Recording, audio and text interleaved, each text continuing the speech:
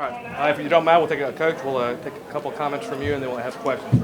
Yeah, I mean, there's always one first night, one opening night. But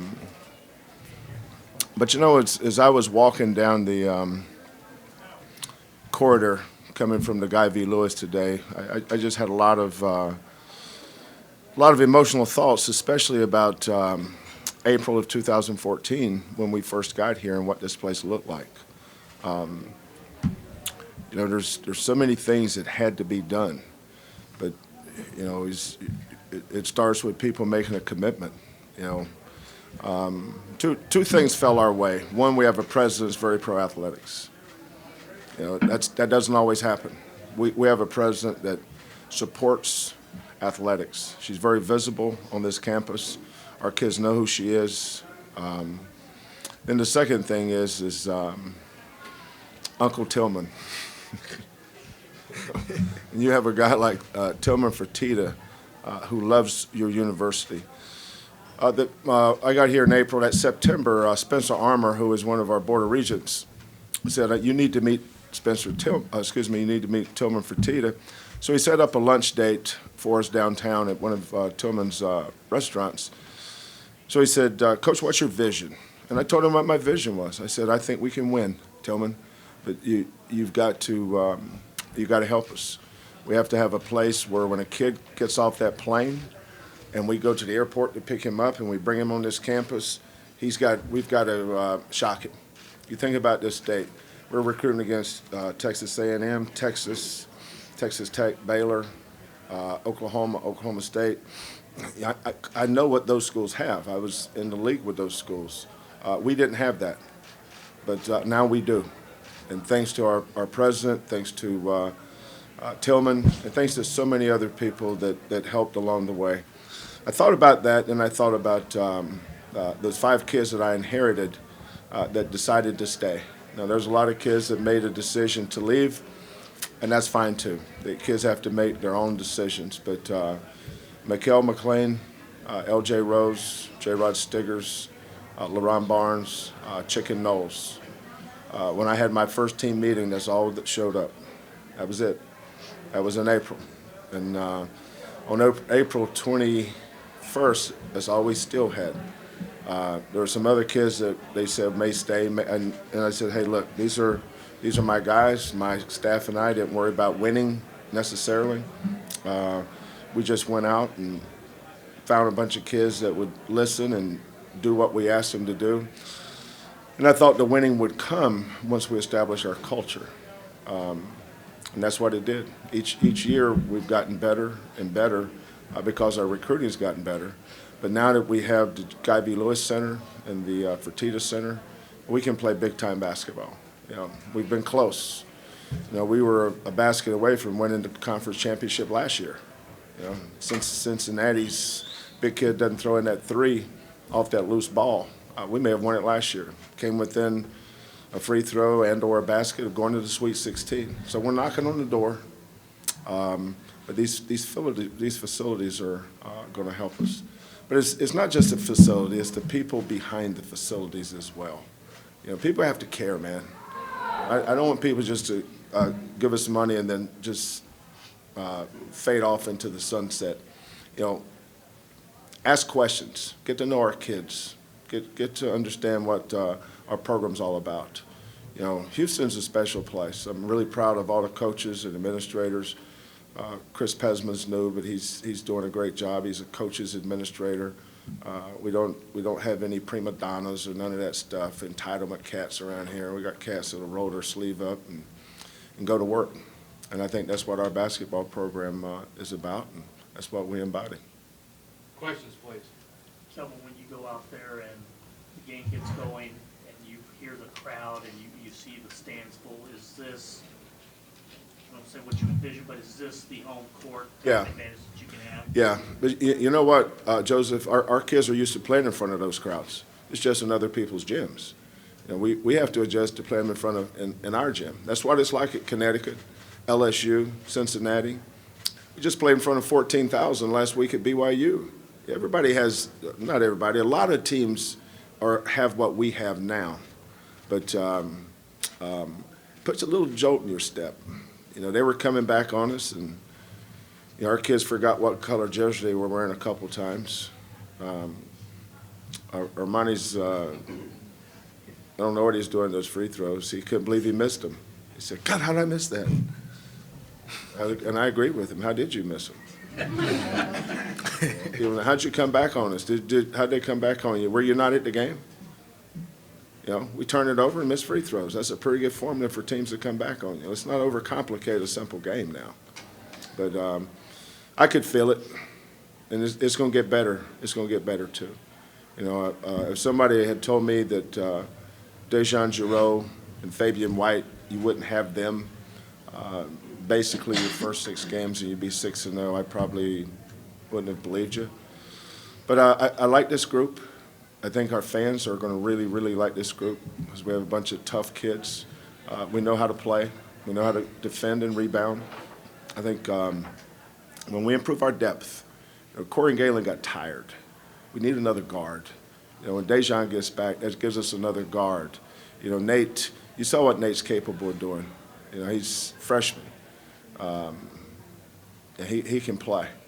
But this is the first time this year we played him at the guard. He's been playing the 4 all year, and he's been up and down. But you know, he's a high level player, and I think as our season goes on, our kids are going to get more comfortable with each other.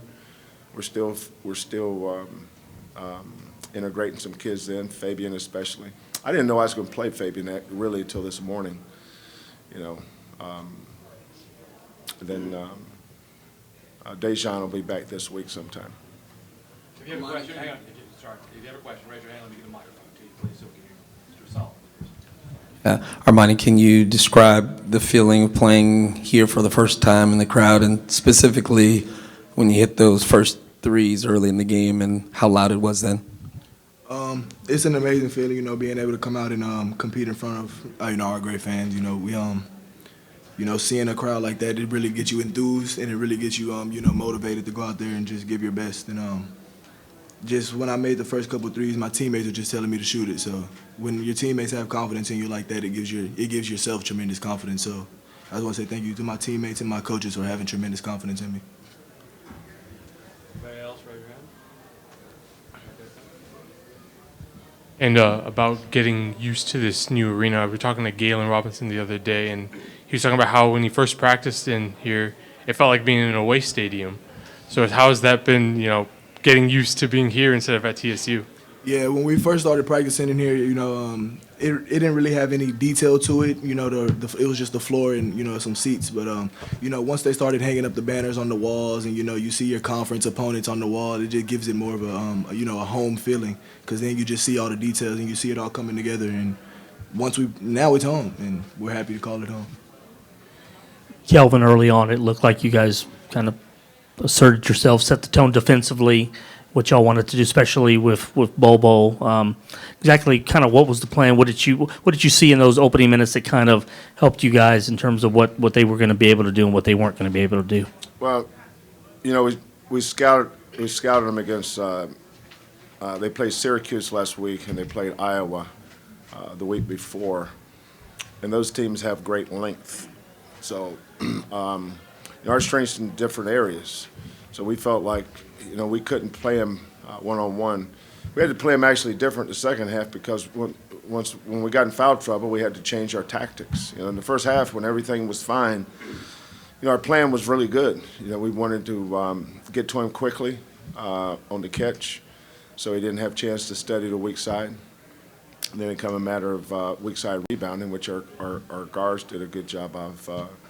Nate's one of the best guard rebounders, I think, around. I mean, he really rebounds the ball well. But you know, when he runs out there and starts shooting 24-footers, don't foul him.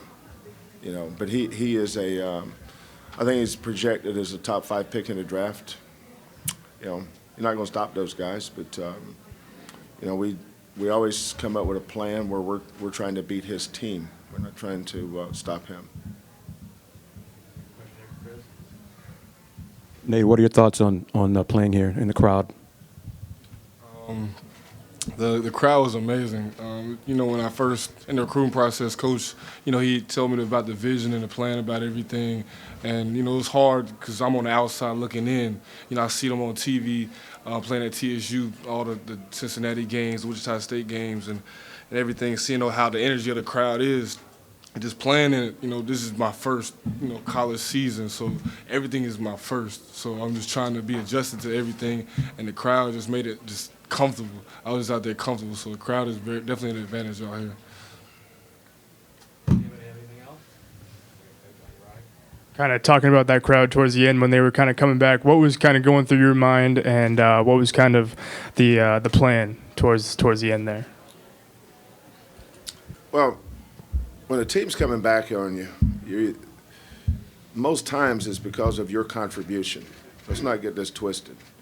We were turning the ball over and missing free throws. So my thought was, don't turn the ball over and make your free throws. That's about it.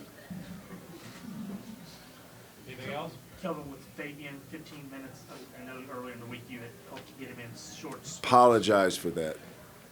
I'm going to have to text or call his mom and dad and apologize.